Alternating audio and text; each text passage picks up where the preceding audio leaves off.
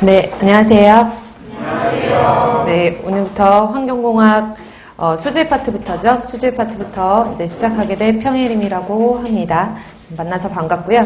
오늘 시작하기 전에 제가 대략적으로 이제 공부하시는 방법이나 수업 진행 방법에 대해서 잠시 설명을 드리고 그 다음에 수업을 바로 진행하도록 할게요.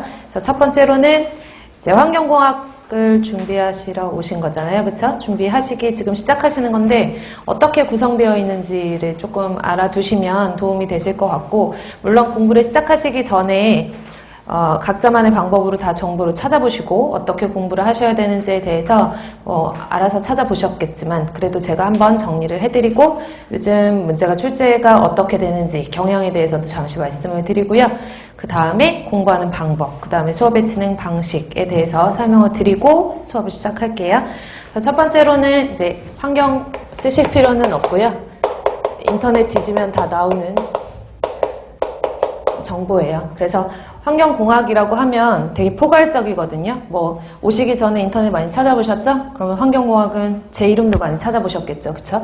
그럼 제 이름을 찾아보시면 양이 엄청 방대하다가 대부분 써 있더라고요. 그래서 수업 과정 자체가 이제 양이 많고 수업 그 회차가 좀 많기 때문에 여러분들이 아마 좀 주춤하신 분들도 계시겠지만 환경공학이 어떻게 구성되어 있는지 알고 계시면 왜 양이 방대할 수밖에 없는지에 대해서 좀 이해를 하실 수가 있거든요.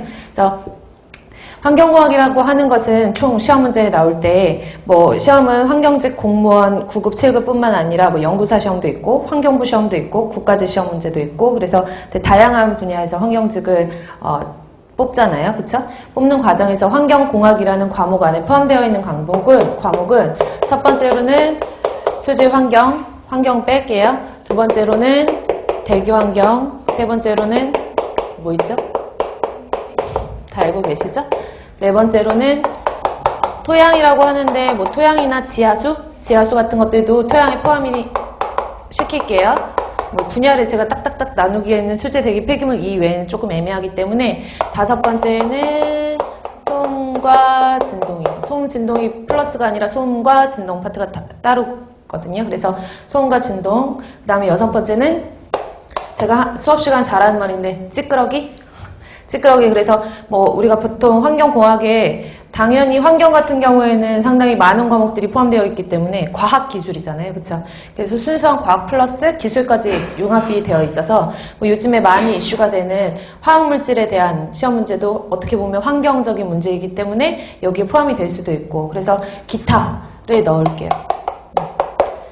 그래서 과목은 이렇게 되고요. 이제 각각의 과목마다 여러분들 환경공학 공부를 하시려면 기사나 산업기사라는 시험을 들어보셨을 거예요. 그러니까 그런 시험에 이제 과목별로 나누면, 물론 환경공학은 기사나 산업기사 시험은 아니지만 거기에 어떻게 보면 벗어날 수는 없거든요. 그래서 수질 같은 경우에는 과목이 개론, 수질오염 개론이라는 게 있고, 그 수질오염 물질들을 어떻게 처리할 것인지에 대해서 나와 있는 게 방지기술이라는 과목이에요. 그래서 방지기술, 그 다음에 수질에서는 상하수도라는 걸 배우거든요. 그래서 상하수도, 공정시험 기준, 법규, 수질오염 관계 법규 이렇게 구성되어 있고, 대기 같은 경우에는 개론, 똑같이 마찬가지로 대기오염 방지기술, 그 다음에 연소공학, 그 다음에 마찬가지로 공정시험 기준. 공정시험 기준은 실험하는 거거든요. 그래서 실험에 대한 내용들이 나와 있는 것이 공정시험 법이었는데 이제 법에서 기준으로 변경이 된 거죠. 그 다음에 대기오염 관련 법규. 근데 여기서 법을 보시면 조금 이따 설명드리겠지만 법이 하나가 아니라 여러 개가 이제 대기 환경에 관여되어 있는 법규, 수질 환경에 관여되어 있는 법규들이 여러 가지이기 때문에 법만 해도 조금 많거든요. 양이 많고, 그 다음에 폐기물 같은 경우에도 마찬가지로 폐기물 처리 개론이라고 하고, 폐기물의 처리에 대해서 설명을 할 것이고, 그 다음에 뭐 소각, 열회수, 뭐 이런 내용에 대해서 설명을 드리고, 사실 공정시험이나 법규 같은 경우에는 폐기물 같은 경우에는 보통 시험 문제에 많이 출제가 되지 않는 편이라서 이거는 제가 이렇게 언급을 많이 하지 않을 거예요. 근데 어쨌든 폐기물도 공정시험 기준이 있고 그 다음에 관련된 법규가 있다라는 거 알고 계시면 되고요. 그 다음에 토양하고 지하수도 마찬가지로 토양 파트의 개론과 그 다음에 토양을 처리하는 처리 방법, 처리 기술이라고 할게요. 그 다음에 지하수도 마찬가지로 개론과 처리 기술로 나뉘어서 토양이 오염되었을 때 그 토양을 어떻게 처리하면 될 것인가가 거의 대부분 주라고 보시면 되죠. 그리고 소음 같은 경우에도 소음 파트와 진동 파트로 나뉘어서요.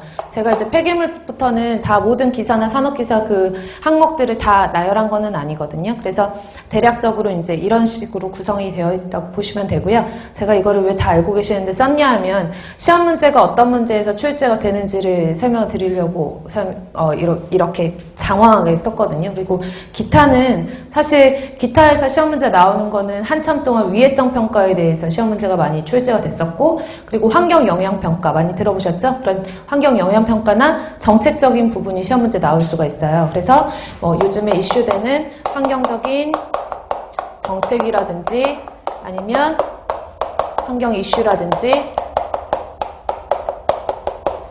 이런 것들에 대해서 시험 문제가 나오죠. 그래서 예를 들어서 위해성 평가라든지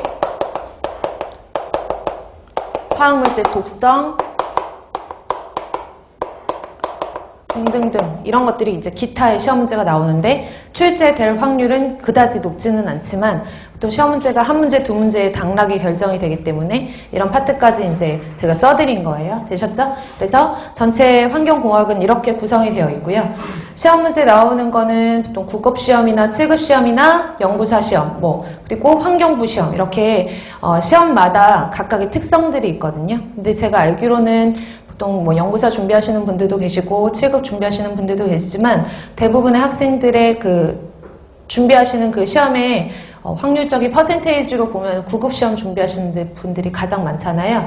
그래서 시험을 일단 9급 시험을 기준으로 다른 것들도 마찬가지겠지만 설명을 드리면 전체적인 포인트를 보면은 수질 시험 문제가 가장 출제 비율이 많아요. 그래서 환경부는 시험 문제가 50문제가 나오거든요. 환경공학이 50문제가 나오는데 그것을 제외하고 나머지는 20문제를 기준으로 설명을 드리면 20문항 중에서 평균적인 수치예요. 항상 똑같은 건 아니고 변동은 될 수 있으나 20문항 중에서 보통 7문제에서 8문제 정도는 수질에서 나와요. 수질에서. 그래서 수질에서 나오는 퍼센테이지가 7문제에서 8문제고 대기 같은 경우에도 평균적으로 많으면 7문제, 8문제 이렇게 수질이랑 거의 엇비슷하게 나오기도 하고 근데 보통 보면은 수질보다는 한 문제 내지는 2문제씩 덜 나오거든요. 그래서 저는 그냥 6문제에서 7문제 정도 쓸게요. 그리고 폐기물도 변동폭이 있겠지만 2문제 내지는 3문제 정도가 출제가 되고요. 됐나요? 그 다음에 토양이나 지하수, 소음, 진동, 기타 이런 것들이 이제 나머지를 차지를 하는데 시험마다 특성이 있어서 어떤 시험 문제에는 토양 한 문제, 소음, 진동 한 문제 이렇게 나오는 경우도 있고 어떤 시험 문제 같은 경우에는 아예 소음, 진동이 문제가 출제가 되지 않는 경우도 있고 그래서 이 기타는 어쨌든 변동폭이 있기 때문에 폐기물, 토양, 지하수, 소음, 진동 요게 환경공학의 가장 이제 기타적인 부분으로 들어가는 거고 얘는 제외를 하고 이 나머지 세 과목이 수질하고 대기 나오는 그 나머지 것들을 대부분 차지하고 있다고 생각을 하시면 돼요.